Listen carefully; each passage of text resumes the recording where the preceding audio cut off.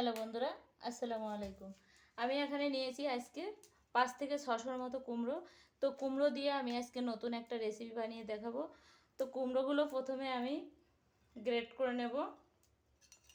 এভাবে আমি গ্রেট করে নেব সবটুকু কুমড়ো। আমার গ্রেট করা হয়ে গেলে তারপরে আমি অন্যদিকে,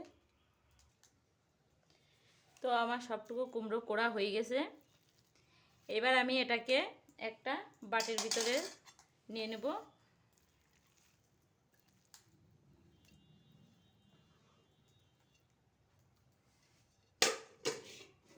এবার আমি এটার ভিতরে কি কি অ্যাড করব সেটাই আপনাদের সঙ্গে বলবো।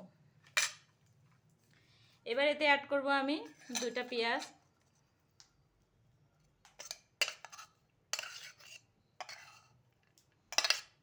মিডিয়াম সাইজের 2টা পেঁয়াজ নিয়েছি আমি। এদিকে নিয়েছি 4 থেকে 5টা ঝাল কাঁচা লঙ্কা। এদিকে নিয়েছি 1 চামচ কালো জিরা। আর এদিকে নিয়েছি আমি পোস্ত, 1 চামচ পোস্ত নিয়েছি। পোস্ত না থাকলে আপনারা চীনাবাদামও দিতে পারেন, তো আমার পোস্ত আছে বলে আমি পোস্তটাই দিয়েছি। আর দিয়ে দেব 1 চা চামচ বেকিং সোডা, দিয়ে দেব লবণ। এবার দিয়ে দেব আমি পরিমাণ মতো বেসন। এবার এটাকে সুন্দর করে মাখিয়ে নিতে হবে।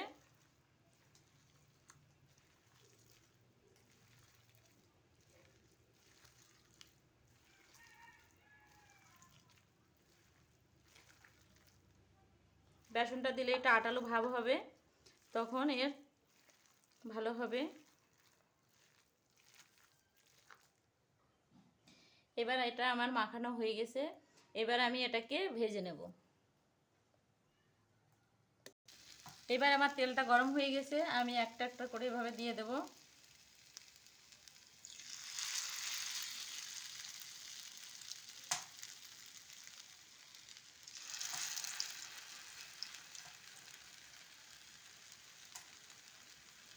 এটা লো হিটে ভাজতে হবে, কারণ ভিতরে সিদ্ধর একটা ব্যাপার থাকবে, বেশি জাল দেওয়া যাবে না।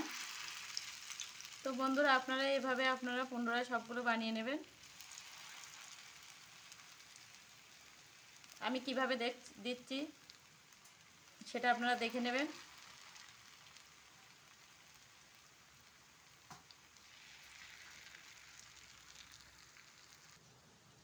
এবার আস্তে আস্তে আমি সবগুলোকে উল্টিয়ে দেব।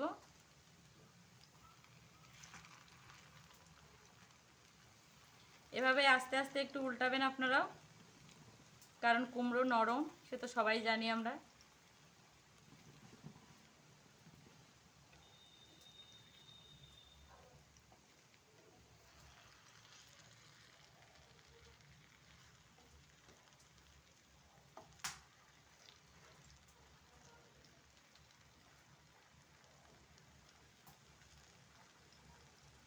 আমি সবগুলো উল্টিয়ে নিয়েছি,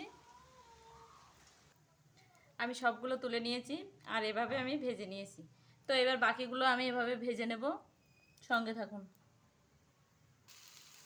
দ্বিতীয়বার আপনাদের বোঝার জন্য আমি আবারও দেখাচ্ছি। দেখতে পাচ্ছেন, এভাবে লো ফ্লেমে অল্প তেলে সুন্দর করে ভেজে নিতে হবে। বেশি তেল দিলে এটাকে গলে যাবে, তখন ক্ষীর মতো হয়ে যাবে। তো অল্প তেলেই এটাকে ভাজতে হবে। তো আমার এটাও ভাজা হয়ে গেছে। এবার আমি এটাকেও নামিয়ে নেব।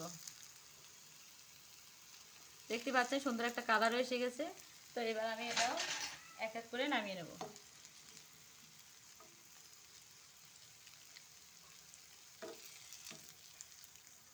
মনে হচ্ছে বড় বড় একটা মাংসের দলা। এভাবে আমি নামিয়ে নেব। এবার আমি চুলার উপর একটা কড়াই বসিয়ে দিয়েছি, আর তেলও দিয়েছি আমি 2 টেবিল মানে মিডিয়াম মতো। এবার আমি দিয়ে দেবো একটা কুচো পেঁয়াজ। পেঁয়াজটাকে ভালো করে নেড়ে চেড়ে একটু লাল করে নেব।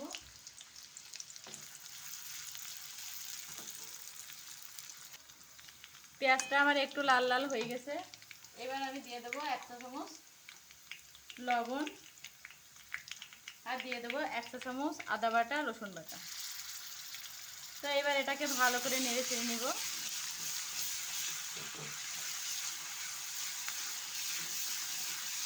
ভালো করে নেড়ে চেড়ে নিয়ে এবার দেবো আমি একটু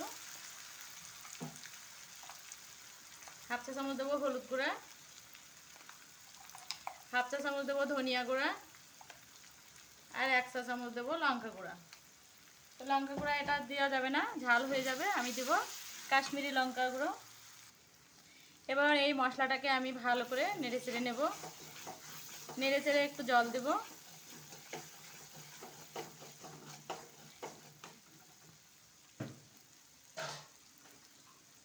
দেব আমি একটু জাল। এটা ভালো করে রান্না করে নিতে হবে, কারণ কুমড়োটা দেওয়ার পরে আর তেমন রান্না করা যাবে না। মশলাটা যাতে কাঁচা গন্ধ না বেরোয়, এর জন্য আমি ভালো করে রান্না করে নেব এটা। এইবার আমি এতে দেব 1/2 চা চামচ টমেটো সস। তো টমেটো বেটেও দিতে পারেন, এভাবে যদি টমেটো সস রেডি করা সস ঘরে থাকে সেটাও আপনারা দিতে পারেন। এবার আমি একটু নেড়ে চেড়ে জল দেব। এই জলটা দেওয়াই শেষ আমার।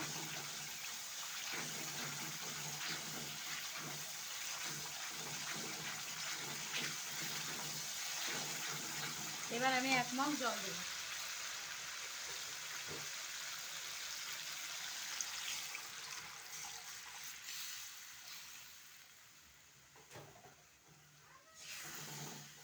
এবার ফুটে উঠলে পরে আমি কুমড়োটা দিয়ে দেব। এবার আমি ঢাকনাটা তুলে নেব। দেখতে পাচ্ছি আমার পানিটা কত সুন্দর ফুটে গেছে, মানে ঝোলটা। এবার আমার এই কুমড়োটা আমি এর ভিতরে দিয়ে দেব একটা একটা করে।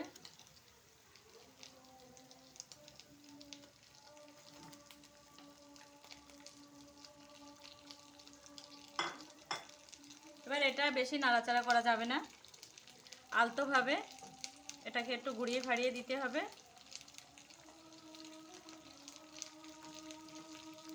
বন্ধুরা, মনে হচ্ছে আমি গোশ রান্না করছি। এবার আমি এটাকে ঢেকে দেবো। আমি এতে দেবো 1 চা চামচ চিনি, কারণ চিনি দিলে কুমড়োটা বেশি মিষ্টি লাগে, তাই আমি দিলাম একটু চিনি।